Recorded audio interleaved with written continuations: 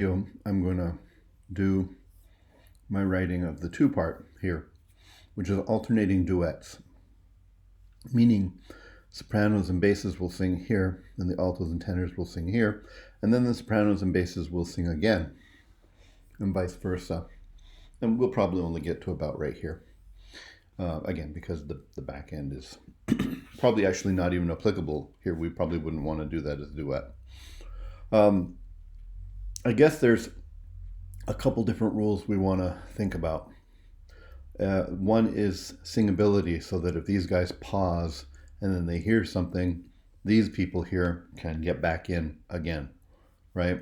And part of that is just muscle memory and remembering what you sang before, and then there's this interlude and then going on, and then just practice. None of this is really difficult music, of course, but we don't want to make it anomaly, like we don't want to make an anomalously difficult part here.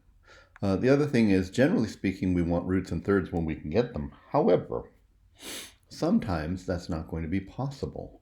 For instance, the G chord right here has a D. If we're in two parts, you can't do roots and thirds. So we will experiment with the other two notes in the chord and see which one we like. And I guess the point here, again, is, the rule is always have a root and third, but that's a really antiseptic sort of environment to say just always do that. I mean, context is we want to get nice lines. We want to have these feel like they're connected, measure 1 and measure 3 and measure 5 and 2, 4, and 6. And so we have to think about ranges and such, because if we're jumping them all over the place, then it doesn't sound like they're the same part that has been interspersed. So I think this goes up a half step, and this can go, up a step, and this can go up a step here. So as we move into our first one of these, probably just root and third, is just fine here because they both go up like that, right? Here, it's tough to know because, by the way, until I make the stems go the right ways, they're not always going to do that, but don't worry about that. I clean that up afterwards. Here, I'm just going to play it with the G's so you can hear, and I think we're going to not like that. The perfect fifth, the open fifth, is a really specific sound.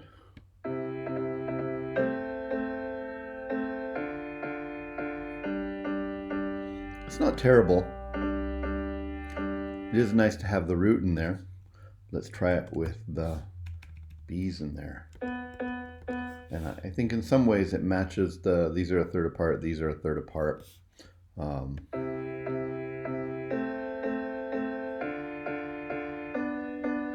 I just like that better because I feel like they're more akin to each other, measure 2 and 4.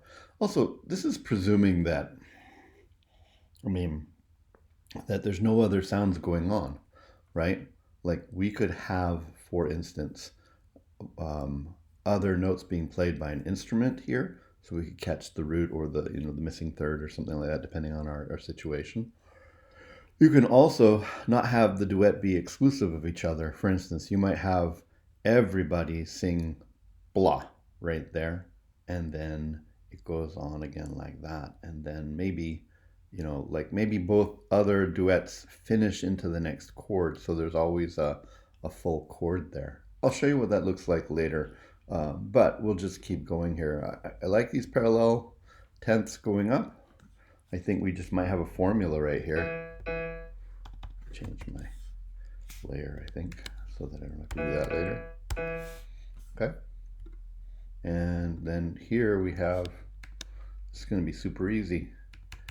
Barely an inconvenience, right? Again, we might want to look at what does an A sound like in there, but I think this is just going to be nice.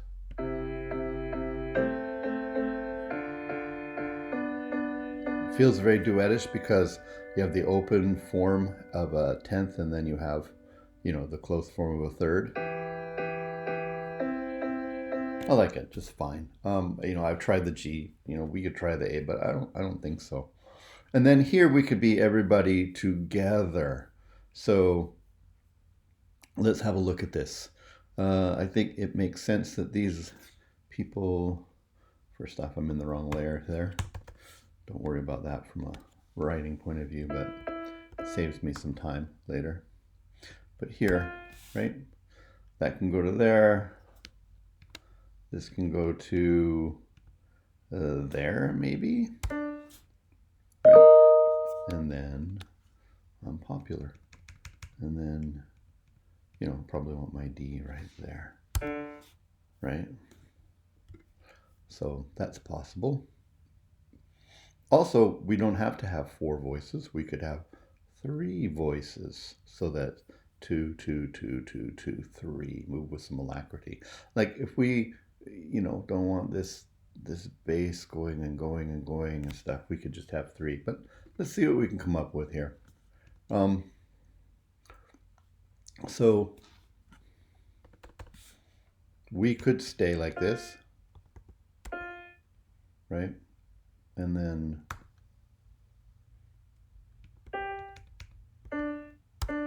just like that, and have it stay on the chord tones, in other words. Sounds fine. We can also have it go and parallel in thirds like that, right? Because this is a non-chord tone and we can harmonize it in thirds. These are chord tones. This is a chord tone. We're pretending that's the 7th. And so, you know, they're both nice. It just depends on your flavor or taste that you want. Let's pretend that we're not actually, let's pretend that the bass is gonna not be in this, right? And just see what happens when we do this. Maybe we won't like the sound, but maybe it will be fine. So, wow, more emails. All right. So I think the obvious thing here is just to leave this, right? And then, oops, too many of those.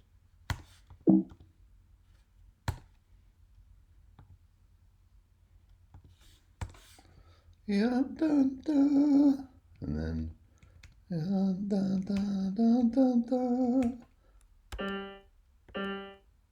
Dun, dun, dun. I'm just sketching this in from a what notes do we have point of view. It's a little awkward line though.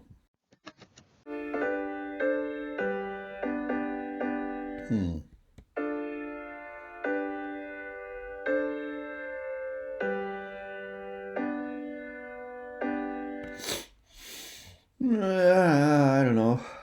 You know, what if we drop the tenors out instead and brought the basses back in here?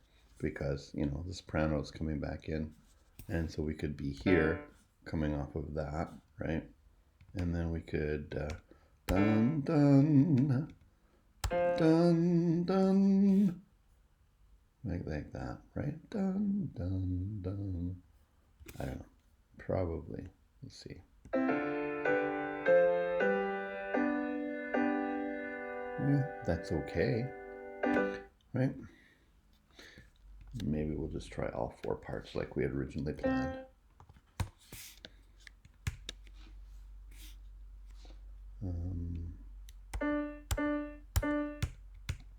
Don't forget also, we can just copy what we had somewhere else, right? And then these guys could be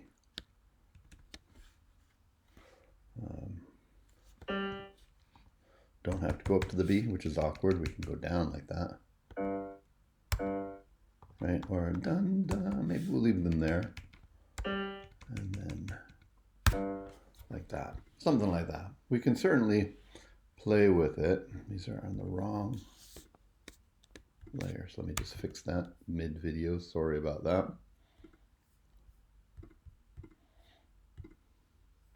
All right, something like that.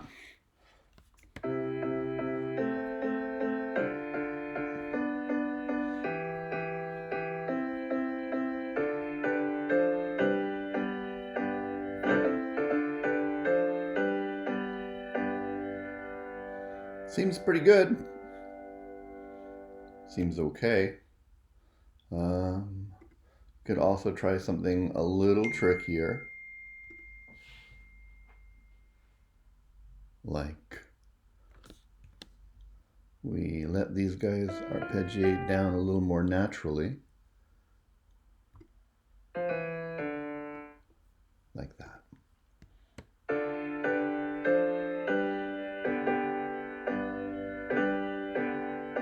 Just gives a nice full sound.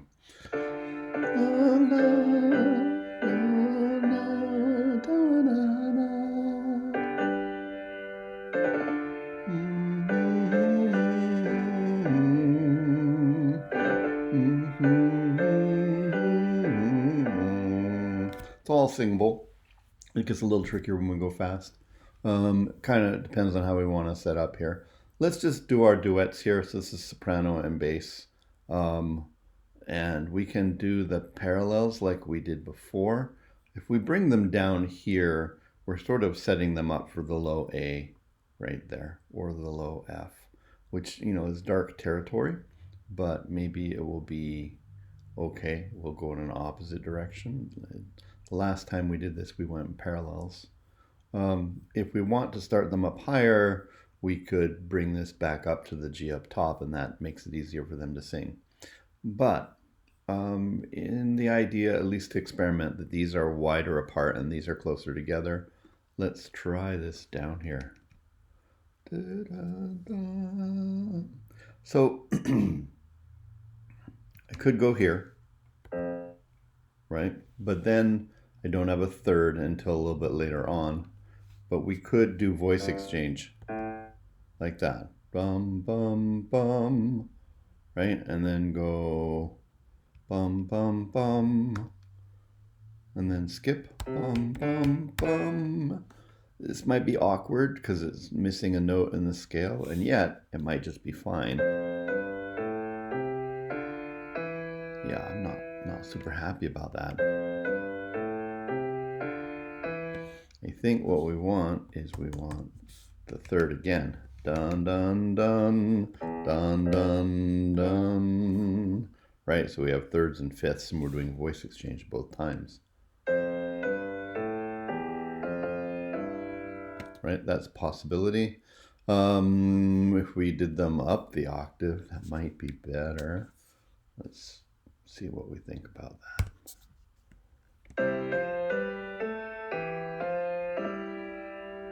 So possible. Because of the broken upness of this line here, if I were doing that, I might consider having like, you know, sopranos and basses, and then tenors and altos, and, you know, that kind of thing there like that. You know, it's also possible to just split it and vary it in some way. Like you could be, choices get bigger here, right? Right? Or, yeah, ya da da da, ya da da, ya da da, da da da. Maybe we just go thirds, but then we rotate back, so it's different than that. Seems good, right? I think the real question is, do we want it to be down here? Can our basses sing the low E? You know, for my bet, they can't.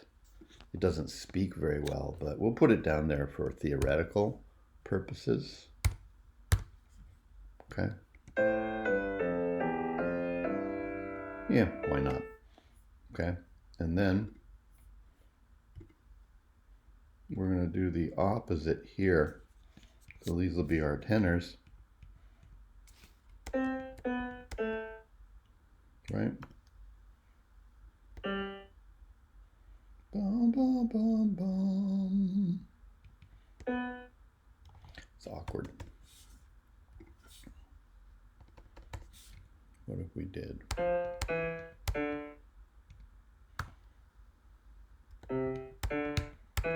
Like that. So it's the same pattern, but here we're doing fifth and third, and then, you know, fifth and third. Now we're doing root and third, and root and third. Maybe that will work out really nicely.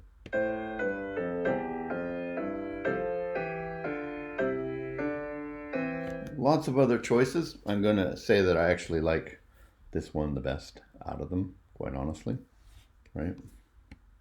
So.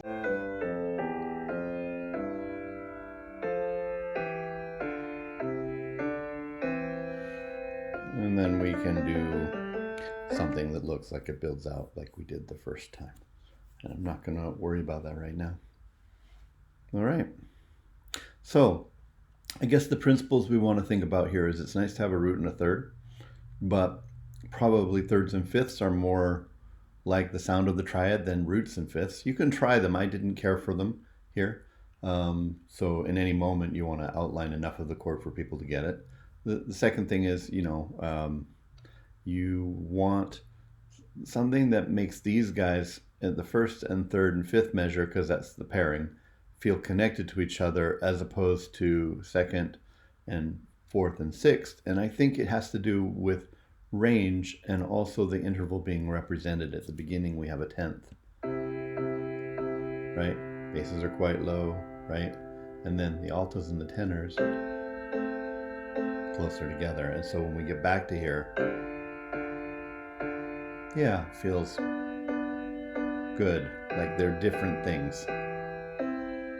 And then everybody gets to play.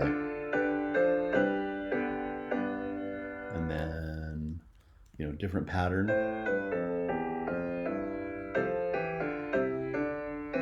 Sort of still keeping in the same idea. This is super wide right here. And I mean, this is, it's a big leap. That's an octave and a tenth, right? But then this is just a tenth right there. And it works. We won't worry about this part right now. I want to show you one last thing. You can also consider something called elision. Elision is when the end of something overlaps slightly with the beginning of something else. They allied as opposed to collide. So, for instance, here, I'm going to switch this to second layer, I think.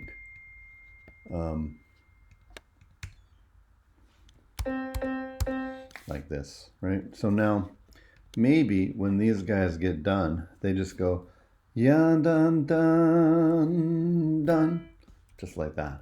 And these guys go, dun, dun, dun, dun. Okay, and then these guys go on the next one, up to the D. These guys move up to the D. And these guys hang over and go to there. And you can have still this duet texture. I hit the wrong layer there.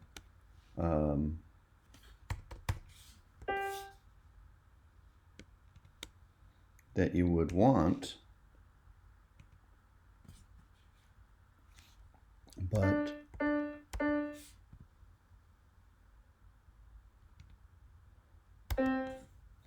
I don't know, but you get sort of this overlay or overlap that connects them to each other and provides a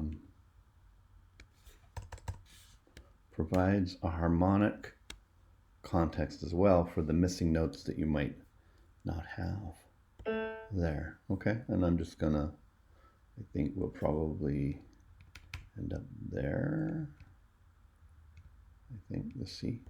It'll be a unison, but that's okay. So if you listen now, maybe you'll listen. There we go. Why am I not getting sound? I have a listen.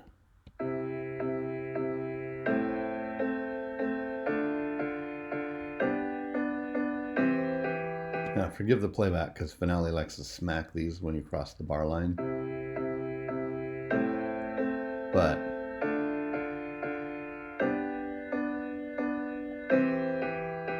and so on, and that, they dovetail into each other like that, and that's another nice effect.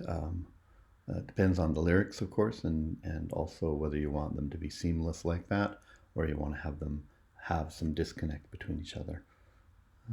We could do it both ways. It'll depend on where we end up. Just as a last thought, I am suspecting that something that we wrote in the 3-part, or something we wrote here, and they could be modified, of course, and the lyrics will make us modify everything. to serve them, but we'll probably go here on the first time through the B part, because textural reduction from 4 parts in the A section will also be very nice, so that it feels different, and then it builds a little bit and then comes back and then, comes up. So, the 4 part and a rise there. We want to use all these things for sculpting, which is why, although many of these notes will not get used in the final version, they're all important in getting us there and presenting us with choices and exploring possibilities. And I think you'll be happy to see how it all comes together. All right, that's it.